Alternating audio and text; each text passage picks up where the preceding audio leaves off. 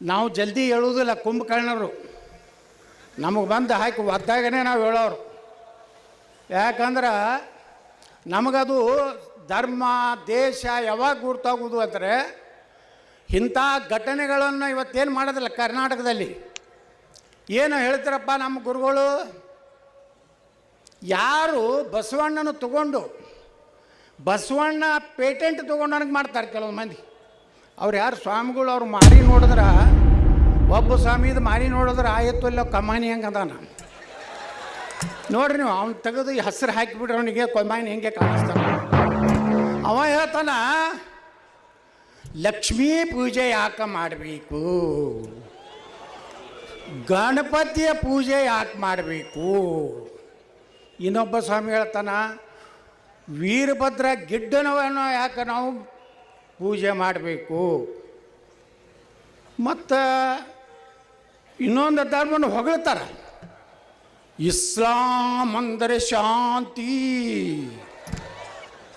ಜಕಾತ್. ಬಪ್ಪರೆ ಸ್ವಾಮಿ.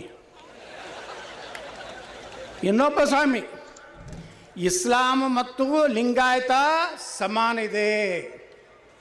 ಹೆಂಗಂದ್ರೆ ಅವರು ಮಣ್ಣಾಗಿಡ್ತಾರತ್ತ, ನಾವು ಮಣ್ಣಾಗಿಡ್ಕೋತೀವತ್ತ. ಅವರು ಬಸವಣ್ಣ 2 ಲಗ್ನ ಆಗಿರ್ತ, ಅದಕ್ಕೆ ಅವ್ರು 4 ಲಗ್ನ ಆಗ್ತಾರತ್ತ. ಇವು ಹೆಂಗೆ ಅಸಂಬದ್ಧವಾದಂಥ ನೋಡ್ರಿ. ಎಲ್ಲಿಯವರೆಗೆ ನಾವು ಕುಂತು ಕನೇರಿ ಮಠದ ಸ್ವಾಮಿಗಳು ಏನು ತಪ್ಪು ಮಾತಾಡ್ಯಾರ, ನೀವು ಏನು ಮಾತಾಡಿರೋದಕ್ಕೆ ಉತ್ತರ ಕೊಟ್ಟಾರ. ಸವಾಲು ಜವಾಬು ಇರುವುದೇ ಇಲ್ಲ. ನಾ ಮೊನ್ನೆ ವಿಧಾನಸಭಾದಾಗ ಸಿದ್ದರಾಮಯ್ಯರು ಕೇಳಿದೆ, ಸಂವಿಧಾನದಾಗ ಎಲ್ಲಿ ಮುಸಲ್ಮಾನರಿಗೆ ರಿಸರ್ವೇಷನ್ ಕೊಡದೈತ್ರಿ ಸಿದ್ದರಾಮಯ್ಯನವ್ರದ್ದು ಕೇಳಿದೆ. ಮಿಸ್ಟರ್ ಯತ್ನಾಳ್, ಆರ್ಟಿಕಲ್ ಹೇಳ್ರಿ, ಅದು ಎಲ್ಲ ಆರ್ಟಿಕಲ್ದಾಗ ಸುಡುಗಾಡೆ ಐತೆ. ಹಿಂಗೆ ನೋಡೋದು ಪೇಜ್ ಓಡಿಸೋದು ಇದೇ ನಡೀತು. ಅಲ್ಲಿಂದ ರಾಯರೆಡ್ಡಿ ಬಂದ, ಅವನ್ ತೆಗೆದು ಕೊಟ್ಟ, ಇದು ಅಲ್ಲೋ ಇದೇ ನಡೀತು. ನೋಡ್ರಿ, ಸಂವಿಧಾನ ಮಾತಾಡ್ತೀರಿ ನೀವು. ಸಂವಿಧಾನ ವಿರೋಧಿ ಕೆಲಸ ಮಾಡ್ಲಾಕತ್ತೀರಿ ಅಂತೇಳಿ ಕೇಳುವಂಥ ಶಕ್ತಿ ನಾವು ಇರದೇ ಇದ್ದರೆ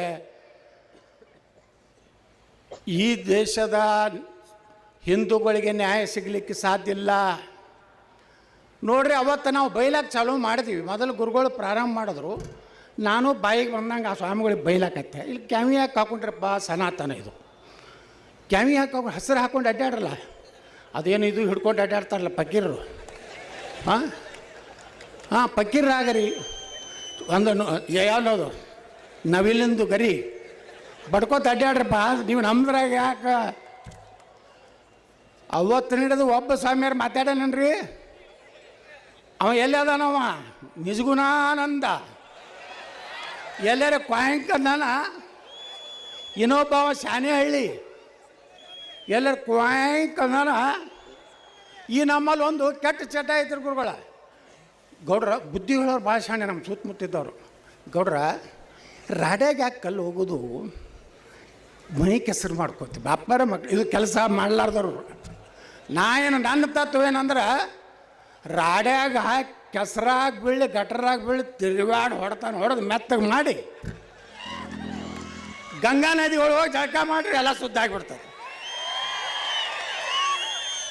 ಇದು ಬೇಕೇ. ನಮ್ಮ ಸಿದ್ದಣ್ಣವ್ರು ಹೇಳ್ದಂಗೆ ಒದಿತೀನಂದ್ರೆ ಅನ್ಸ್ತಾರೆ. ಈಗ ಎಲ್ಲರೂ ಗಾಂಧಿ ಹಂಗೆ ಕಣ್ಣು ಮುಚ್ಕೋ, ಕಿವಿ ಮುಚ್ಕೋ, ಬಾಯಿ ಮುಚ್ಕೋ ಅಂದ್ರೆ ಬಾಯಿ ಮುಚ್ಕೊಂಡ್ರೆ ಭಾರತದ ಪರಿಸ್ಥಿತಿ ಹಿಂಗಾಗೈತಿ. ನಾವಿವತ್ತು ಯಾರನ್ನ ನೆನೆಸ್ಬೇಕಪ್ಪ, ಯಾರು ಸತ್ಯವತ್ತು ಹೇಳಿದ್ರಪ್ಪ ಅಂದ್ರೆ ಭಾರತ ರತ್ನ ಡಾಕ್ಟರ್ ಬಾಬಾ ಸಾಹೇಬ್ ಅಂಬೇಡ್ಕರ್ನ ಇವತ್ತು ನಾವು ನೆನಪು ಮಾಡ್ಕೋಬೇಕು. ಅವ್ರು ಹೇಳ್ತಾರೆ, ಅಂಬೇಡ್ಕರ್ ಎಷ್ಟು ಕ್ಲಿಯರ್, ಎಷ್ಟು ಓಪನ್ ಆಗಿ ಹೇಳ್ಯಾರ, ಯಾರೂ ಹೇಳಲ್ಲ ಈ ದೇಶದಾಗ. ಭಾರತ ಪಾಕಿಸ್ತಾನ ನೀವು 2 ಮಾಡೋದಿದ್ರೆ ಭಾರತದಲ್ಲಿರುವ ಕಟ್ಟ ಕಡೆಯ ಮುಸಲ್ಮಾನ ಪಾಕಿಸ್ತಾನಕ್ಕೆ ಹೋಗಬೇಕು, ಪಾಕಿಸ್ತಾನದಲ್ಲಿರುವ ಕಟ್ಟ ಕಡೆ ಹಿಂದೂ ಭಾರತಕ್ಕೆ ಬರಬೇಕು. ಯಾವ ಗಾಂಧಿ ಹೇಳ್ದ, ನೆಹರು ಯಾರು ಹೇಳಿದ್ರ? ಅಂಬೇಡ್ಕರ್ ಅವ್ರು ಹೇಳಿದ್ರು.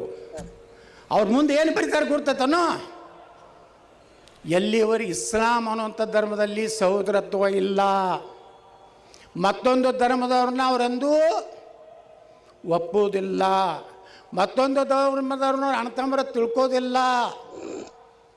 ಎಲ್ಲಿಯವರೆಗೆ ಭಾರತದಲ್ಲಿ ಮುಸಲ್ಮಾನರಿರ್ತಾರೋ ಅಲ್ಲಿವರೆಗೆ ಭಾರತದಲ್ಲಿ ಅಶಾಂತಿ ಇರ್ತದೆ ಅಂತೇಳಿ ಯಾರು ಹೇಳಿದವರು?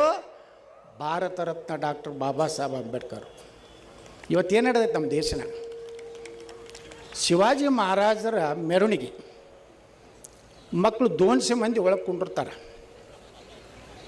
ನಮ್ಮ SP ಹೇಳ್ತಾನ, ನನಗೊಂದು ನಮ್ಮ ಆಫೀಸರ್ಗೆ 2 ಕಲ್ಲುಗಳು ಬಂದವು. ಆ SP ಎಣಶಾನ ಕಾಣಿಸ್ತೈತಿ. ಇಷ್ಟೇ 2 ಕಲ್ಲಿಟ್ಟಾರ ನೋಡಿ. ಎಷ್ಟು ಒಬ್ಬ IPS ಅಧಿಕಾರಿಯಾಗಿ ಅದು ಸಣ್ಣ ಕಲ್ಲು ಏನಂತ ಚಪ್ಪಲಿ ಎಸಿತಾರಲ್ಲ.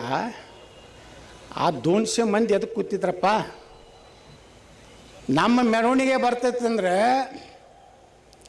ಆ ಮಸೂತಿಗಳನ್ನೆಲ್ಲ ಖಾಲಿ ಮಾಡಬೇಕು, ಕೀಲಿ ಹಾಕ್ಬೇಕಿನ್ ಮ್ಯಾಗ. ಅಲ್ರಿ, ನೀವು 5 ಸಲ ದಿನ ಒದರ್ತಿರಲ್ಲ, ಶಂಕ ಹೊಡಿತಿರಲ್ಲ, ನಮಗೂ ತ್ರಾಸ ಆಗೋದಿಲ್ಲ. ಈಗ ಎಲ್ಲಿ ತನಕ ಬಂದಾರಂದ್ರೆ